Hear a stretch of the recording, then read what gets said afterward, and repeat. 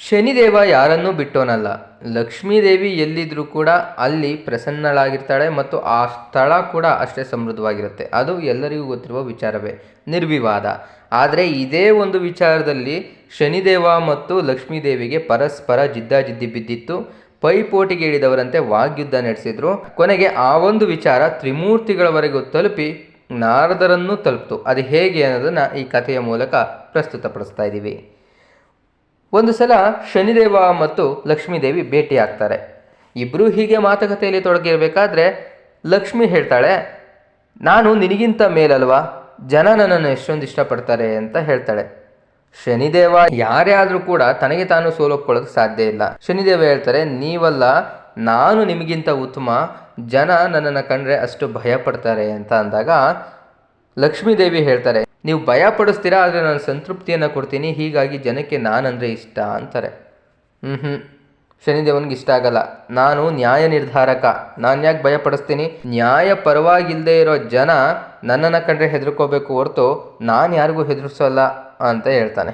ಆದರೆ ನೀವೇನೆ ಸುಖ ಶಾಂತಿ ಸಮೃದ್ಧಿಯನ್ನು ಕೊಟ್ಟು ಜನರನ್ನು ಹಾಳು ಮಾಡ್ತಾ ಇದ್ದೀರಾ ಅಂತ ಅಂದಾಗ ಲಕ್ಷ್ಮೀದೇವಿ, ಇಲ್ಲ ಇಲ್ಲ, ನಿಮ್ಮಲ್ಲಿ ದುಷ್ಟ ಅಂಶ ಇದೆ, ಅದಕ್ಕೋಸ್ಕರನೇ ಜನ ನಿಮ್ಮನ್ನು ದೂರ ಇಡೋದಕ್ಕೆ ಪ್ರಾರಂಭ ಮಾಡೋದು. ಆದರೂ ಕೂಡ ನೀವು ಅವ್ರ ಬೆನ್ನೇರಿ ಹೋಗಿ ಅವರಿಗೆ ಇಲ್ಲ ಸಲ್ಲದ ಕಷ್ಟ ಕಾರ್ಪಣ್ಯಗಳನ್ನ ಕೊಡ್ತೀರಾ ಅಂದಾಗ ಲಕ್ಷ್ಮೀದೇವಿ, ನೀವು ಯೋಚನೆ ಮಾಡೋ ರೀತಿಯೇ ತಪ್ಪು. ನಿಮ್ಮ ಹಾಗೆ ಜಗತ್ತಿನಲ್ಲಿ ನಾನು ಇದ್ದರೆ ಖಂಡಿತವಾಗಿಯೂ ಸಮಾಜ ಹಾಳಾಗುತ್ತೆ ಮತ್ತು ಇಡೀ ವ್ಯವಸ್ಥೆನೇ ಹಾಳಾಗುತ್ತೆ. ನೀವು ಹಾಳು ಮಾಡೋದನ್ನು ನಾನು ಸರಿ ಮಾಡ್ತೀನಷ್ಟೇ ಅನ್ನೋ ಮಾತನ್ನು ಹೇಳ್ತಾರೆ. ಇಬ್ಬರ ನಡುವೆ ಜೋರಾದ ಮಾತು ನಡೆಯುತ್ತೆ, ಚರ್ಚೆ ನಡೆಯುತ್ತೆ. ಇದು ಬಗೆಹರಿಯಲಾಗದ ಸಮಸ್ಯೆ ಅಂತ ಗೊತ್ತಾಗ್ಬಿಡುತ್ತೆ. ಸರಿ, ಬ್ರಹ್ಮದೇವನ ಹತ್ರನೇ ಹೋಗೋಣ ಬನ್ನಿ, ಸೃಷ್ಟಿಕರ್ತನೇ ಇದಕ್ಕೆಲ್ಲ ಮೂಲವಾಗಿ ನಮ್ಮ ಸಮಸ್ಯೆಗೆ ಪರಿಹಾರವನ್ನು ಕೊಡಬಲ್ಲ ಅಂತ ಹೇಳ್ಬಿಟ್ಟು ಬ್ರಹ್ಮನ ಹತ್ರ ಹೋಗ್ತಾರೆ. ಬ್ರಹ್ಮ ಹಸನ್ಮುಖಿಯಾಗಿ ಕಮಲದ ಮೇಲೆ ಕುಂತಿರ್ತಾನೆ. ಇವರನ್ನು ನೋಡಿ ಕರಿತಾನೆ. ಏನು ಅಂತಂದಾಗ, ನಮ್ಮಲ್ಲಿ ಒಂದು ಸಮಸ್ಯೆ ಇದೆ, ನೀವು ನಮಗೆ ಉತ್ತರವನ್ನು ಹೇಳಬೇಕು ಅಂತ ಇಬ್ಬರು ಆತನಿಗೆ ಹೊಂದಿಸ್ತಾರೆ. ಸರಿ ಕೇಳಿ ಅಂತ ಹೇಳಿದಾಗ, ನಾನು ಮೇಲೋ ಇವ್ರ ಮೇಲೋ ಅಂತ ಶನಿ ಹೇಳ್ತಾನೆ.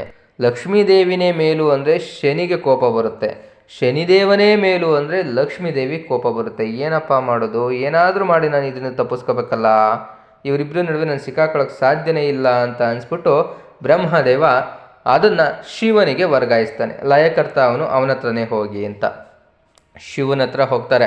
ಶಿವ ಕೂಡ ಈ ಒಂದು ವಿಚಾರದಲ್ಲಿ ಗೊಂದಲಕ್ಕೆ ಸಿಲುಕ್ತಾನೆ. ಕಡೆನೂ ಉತ್ತರ ಕೊಡೋದಕ್ಕಾಗೋದಿಲ್ಲ. ಇವೆಲ್ಲದಕ್ಕೂ ಸಮರ್ಪಕವಾದ ಉತ್ತರ ಕೊಡೋದು ವಿಷ್ಣು, ನೀವು ವಿಷ್ಣುವಿನ ಹತ್ರನೇ ಹೋಗಿ ಅಂತ ಶಿವ ಕೂಡ ಸಾಗಾಕ್ಬಿಡ್ತಾನೆ. ವಿಷ್ಣುವಿನ ಹತ್ರ ಬರ್ತಾರೆ, ವಿಷ್ಣುವನ್ನ ಕೇಳ್ತಾರೆ. ವಿಷ್ಣುವಿಗೂ ಇದು ಇಕ್ಕಟ್ಟಿನ ಸಂದರ್ಭ. ಒಂದು ಕಡೆ ಲಕ್ಷ್ಮಿಯನ್ನು ಬಿಟ್ಕೊಡೋಕ್ಕಾಗಲ್ಲ, ಇನ್ನೊಂದು ಕಡೆ ಶನಿಯನ್ನು ನಿಗ್ರಹಿಸೋದಕ್ಕೂ ಆಗೋದಿಲ್ಲ, ಆತನ ವಿರುದ್ಧ ಮಾತನಾಡೋದಕ್ಕೂ ಆಗೋದಿಲ್ಲ. ಏನು ಮಾಡೋದು, ಯಾಕಂದರೆ ತ್ರಿಮೂರ್ತಿಗಳನ್ನೇ ಕಾಡುವಂತಹ ಶಕ್ತಿ ಅವನಲ್ಲಿತ್ತು. ಓಹೋ, ಒಂದು ಕೆಲಸ ಮಾಡಿ, ಇವೆಲ್ಲ ಗೊಂದಲ ಪ್ರಶ್ನೆ ಮತ್ತು ನಿಮ್ಮ ಸಂಶಯಕ್ಕೆ ಮತ್ತು ಯಾರು ಮೇಲು ಅನ್ನೋದಕ್ಕೆ ಸಮರ್ಪಕವಾದ ಉತ್ತರ ಕೊಡೋದು ಅಂದರೆ ನನ್ನ ಪ್ರಿಯಮಾನಸ ಭಕ್ತ ನಾರದ, ಆತನನ್ನೇ ಹೋಗಿ ಕೇಳಿ ಅಂತ ಅಂದಾಗ, ಓಹೋ, ನಿಮ್ಮ ಮೂವರಿಂದನೂ ಆಗಲಿಲ್ಲ, ಈಗ ನಾರದನ ಹತ್ರ ಕಳಿಸ್ತಾ ಇದ್ದೀರಾ, ಇಲ್ಲ ನೀವು ಹೇಳಬೇಕು ನನಗೆ ಅಂತ ಶನಿ ಹಠ ಹಿಡಿತಾನೆ. ಖಂಡಿತವಾಗಿಯೂ ನಾರದ ನಿಮ್ಮೆಲ್ಲ ಸಮಸ್ಯೆಗಳಿಗೆ ಪರಿಹಾರ ಕೊಡ್ತಾನೆ, ಹೋಗಿ ಮಾತನಾಡಿ ಅಂತ ಹೇಳಿದಾಗ ಲಕ್ಷ್ಮೀದೇವಿ ಕೂಡ ವಿಷ್ಣುವನ್ನ ಕೋಪದಿಂದ ನೋಡಿ ದೂರನೇ ನಡ್ಕೊಂಡು ಹೋಗ್ತಾಳೆ. ಸರಿ, ಅಲ್ಲಿ ಹೋಗಿ ನೋಡ್ತಾರೆ. ನಾರದ ಸಾಮಾನ್ಯವಾಗಿ ಸಂಚಾರಿ, ಅವನು ಸಂಚಾರ ಮಾಡ್ತಲೇ ಇರ್ತಾನೆ. ಆಗ ಎದುರಿಗೆ ಇವ್ರು ಸಿಗ್ತಾರೆ. ಏನು ಸಮಸ್ಯೆ ಇಬ್ಬರದ್ದು ಕೇಳ್ತಾನೆ. ನಾರದನಿಗೆ ಗೊತ್ತಾಗ್ಬಿಡುತ್ತೆ ಅವರು ಬರ್ತಾ ಇರುವಂತಹ ವೇಗದಲ್ಲೇ ಏನೋ ಸಮಸ್ಯೆ ಇಟ್ಕೊಂಡು ಬರ್ತಾ ಇದ್ದಾರೆ ಅಂತ. ನಾರದ ಮಹರ್ಷಿ, ನೀವು ನನಗೊಂದು ಪ್ರಶ್ನೆಗೆ ಉತ್ತರವನ್ನು ಕೊಡಬೇಕು, ಶನಿ ಹೇಳ್ತಾನೆ. ಲಕ್ಷ್ಮೀದೇವಿನೂ ಹೇಳ್ತಾಳೆ, ಹೌದೌದು, ನನ್ನ ಪ್ರಶ್ನೆಗೂ ನೀವು ಉತ್ತರವನ್ನು ಕೊಡಬೇಕು, ನೀವು ಕೂಡ ತ್ರಿಮೂರ್ತಿಗಳಂತೆ ಸಾಗಾಕ್ಬಾರ್ದು ನಮ್ಮನ್ನು ಅಂತ ಹೇಳಿ ಅವರಲ್ಲಿ ಪಟ್ಟು ಹಿಡಿದು ಕೂತ್ಕೊಳ್ತಾರೆ.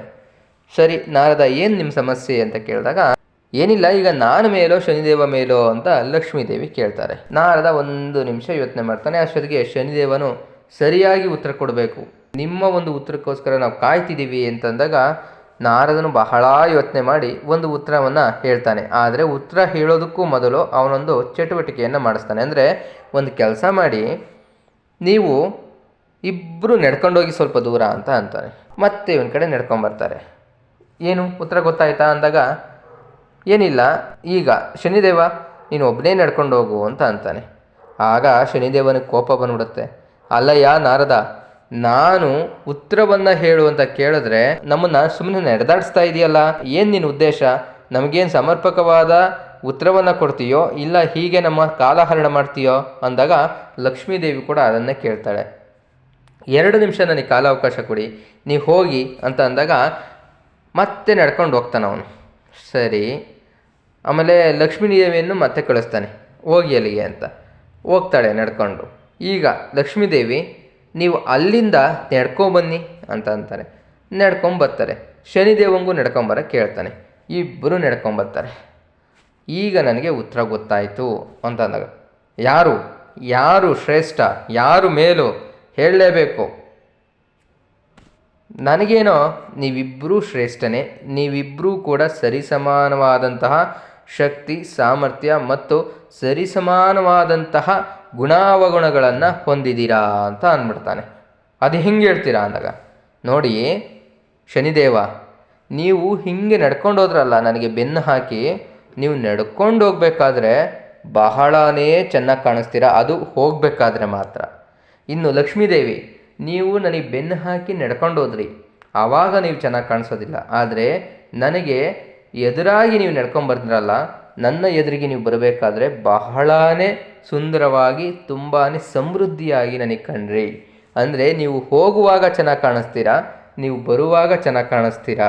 ನೀವು ಹೋಗುವಾಗ ಚೆನ್ನಾಗಿ ಕಾಣಿಸಲ್ಲ, ನೀವು ಬರಬೇಕಾದ್ರೆ ಚೆನ್ನಾಗಿ ಕಾಣಿಸಲ್ಲ ಅಂತ ಅವರಿಗೆ ಸಮಾಧಾನ ಮಾಡ್ತಾರೆ.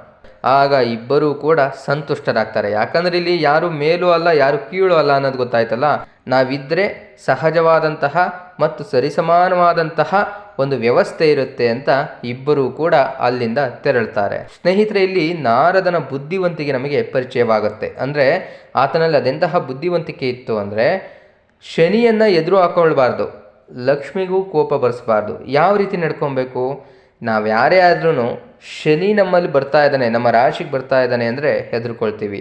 ಅವನ ಕ್ರೂರ ದೃಷ್ಟಿ ನಮ್ಮ ಮೇಲೆ ಎಲ್ಲಿ ಬೀಳುತ್ತೋ, ಅವನ ಕ್ರೂರ ದೃಷ್ಟಿಯಿಂದ, ಅವನ ಕೆಟ್ಟ ದೃಷ್ಟಿಯಿಂದ ನಮ್ಗೆ ಇನ್ನೂ ಏನೇನು ಅಪಾಯ ಕಾದಿದೆಯೋ ಅಂತ. ಆದರೆ ಹೋಗಬೇಕಾದ್ರೆ ಬಹಳಷ್ಟು ಖುಷಿ ಪಡ್ತೀವಿ. ಆದರೆ ನಿಮಗೆ ಗೊತ್ತಿರಲಿ, ಕಷ್ಟವನ್ನು ಕೊಟ್ಟ ಶನಿ ಹೋಗಬೇಕಾದ್ರೆ ಸುಖವನ್ನು ಕೊಟ್ಟು ಹೋಗ್ತಾನೆ.